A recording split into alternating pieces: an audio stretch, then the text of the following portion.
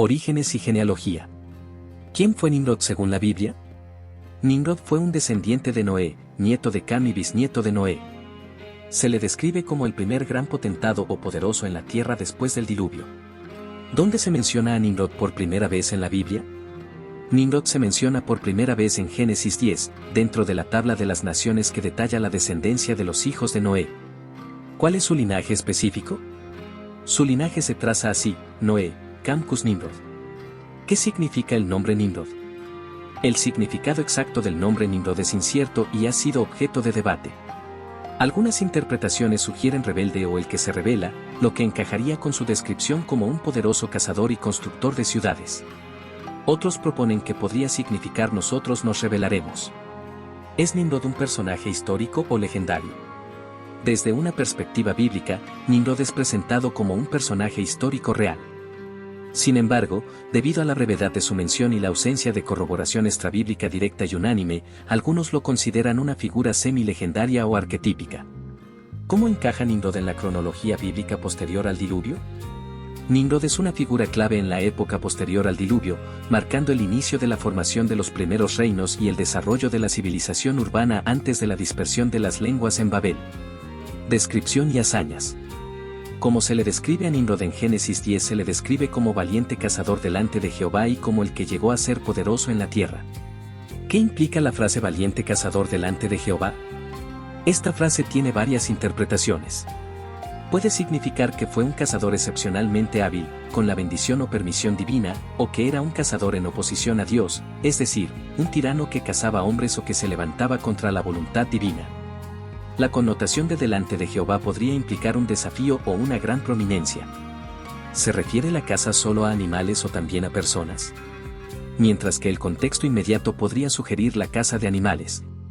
La descripción de Nimrod como un poderoso y fundador de reinos ha llevado a algunos comentaristas a interpretar que su caza también podría extenderse al dominio sobre personas, subyugándolas y estableciendo su autoridad. ¿Cuáles fueron las principales ciudades que fundó o gobernó Nimrod? Según Génesis 10, su reino inicial incluyó Babel, Babilonia, Erech, Akkad Calne, probablemente Nippur, en la tierra de Sinar, Mesopotamia. De esa tierra, salió hacia Asiria y construyó Nínive, Rehoboth, Cala y Resén, entre Nínive y Cala. ¿Qué importancia tienen estas ciudades en la historia antigua? Estas ciudades son algunas de las urbes más antiguas y significativas de Mesopotamia, cunas de la civilización.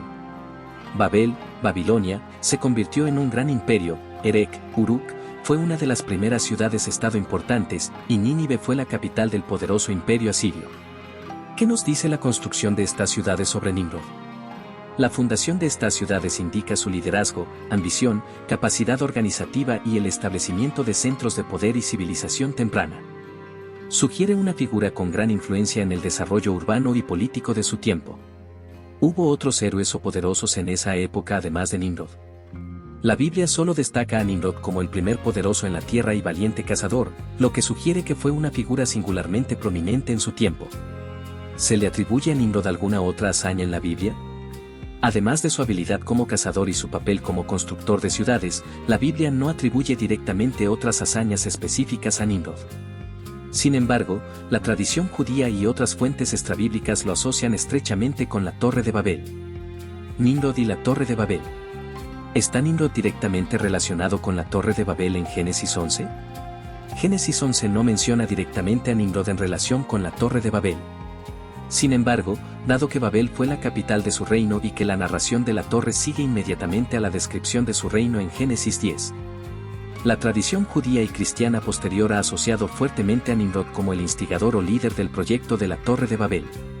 ¿Por qué la tradición lo asocia con la Torre de Babel? La asociación surge de la lógica geográfica y cronológica. Si Nimrod fundó Babel y fue un poderoso que buscaba establecer su autoridad, es plausible que estuviera detrás de un proyecto tan ambicioso y desafiante para Dios como la construcción de una torre que llegara al cielo. ¿Qué implicaría su liderazgo en la construcción de la Torre de Babel?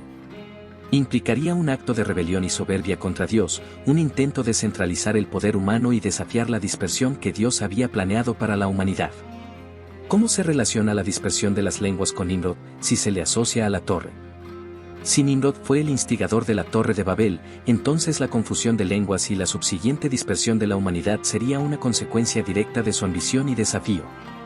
¿Existen pruebas arqueológicas que vinculen a Nimrod con la Torre de Babel? No hay pruebas arqueológicas directas que nombren a Nimrod en relación con la Torre de Babel. Sin embargo, las excavaciones en Mesopotamia han revelado la existencia de zigurats, estructuras en forma de torre, que podrían haber inspirado la narrativa bíblica de la torre. Interpretaciones y simbolismo. ¿Cuál es el significado teológico de Nimrod en la narrativa bíblica? Nimrod representa el surgimiento del poder humano centralizado y potencialmente tiránico, así como la tentación de la humanidad de buscar su propia gloria y desafiar la autoridad divina después del diluvio. Es un arquetipo de la rebelión. ¿Se le considera una figura positiva o negativa en la Biblia? La descripción bíblica de Nimrod es ambivalente. Si bien se le reconoce como valiente cazador y poderoso, la posterior asociación con la Torre de Babel y la rebelión lo inclina hacia una figura negativa en la tradición. ¿Cómo se interpreta la frase delante de Jehová en relación con Nimrod? Puede interpretarse como en presencia de Jehová, con su aprobación, o como en oposición a Jehová, desafiándolo. La mayoría de los estudiosos se inclinan por la segunda opción, dada la subsecuente narrativa bíblica sobre Babel. ¿Es Nimrod un símbolo de la civilización urbana temprana?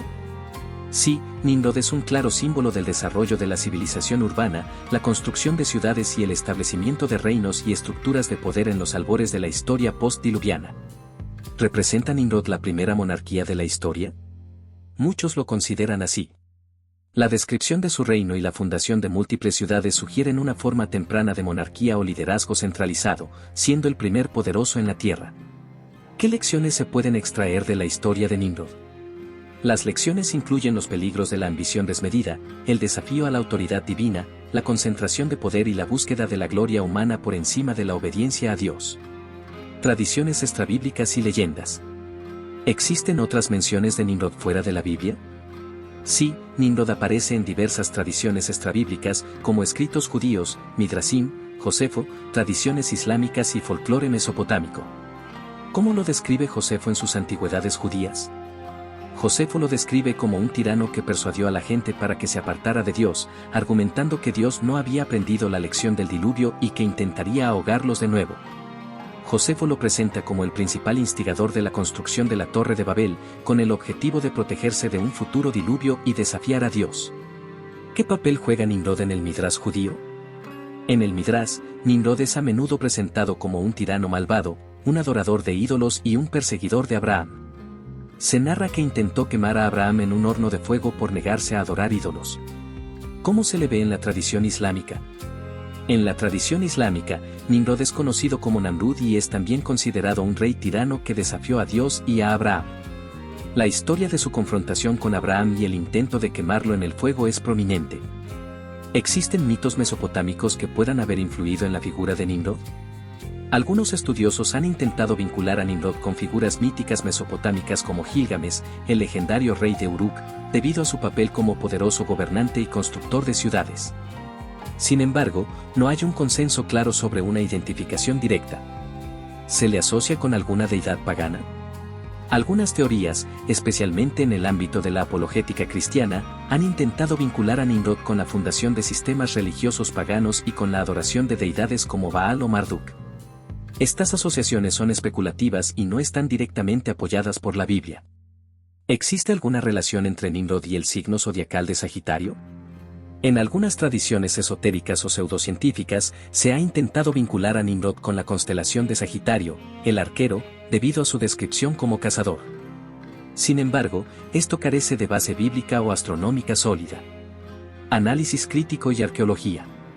¿Cuál es la perspectiva académica sobre la existencia de Nimrod? La mayoría de los académicos ven a Nimrod como una figura que encapsula la memoria de los primeros reinos mesopotámicos y el surgimiento del poder político. Mientras que su existencia literal como individuo específico es difícil de corroborar, la descripción de su reino refleja realidades históricas de la región. ¿Se ha encontrado alguna inscripción o artefacto con el nombre de Nimrod?